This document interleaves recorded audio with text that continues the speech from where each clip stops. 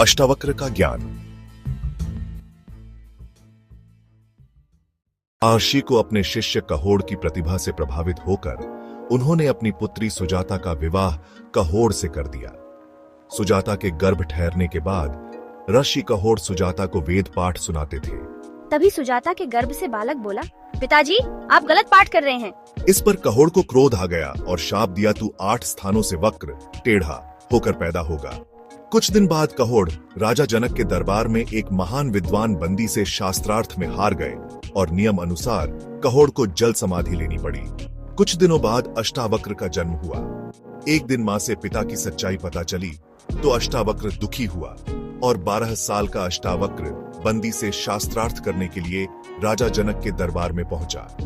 सभा में आते ही बंदी को शास्त्रार्थ के लिए चुनौती दी, लेकिन अष्टावक्र को देखकर सभी पंडित और सभासद हंसने लगे, क्योंकि वो 8 जगह से टेढ़े थे।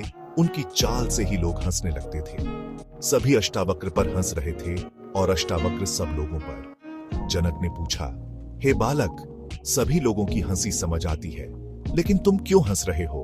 अष्टावक्र बोले, महाराज आपकी सभा चमारों की सभा है।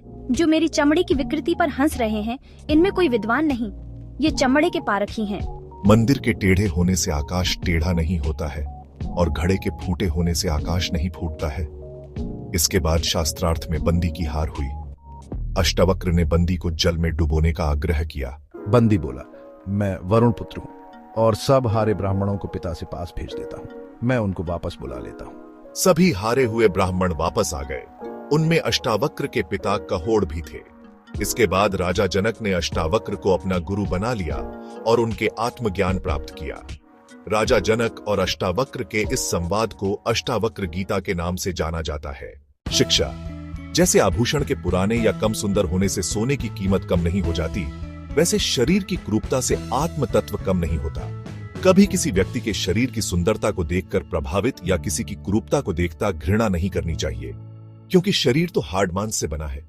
देखना है तो उसका ज्ञान, प्रेम और दिव्यता देखो, क्योंकि आत्मा सबका समान है।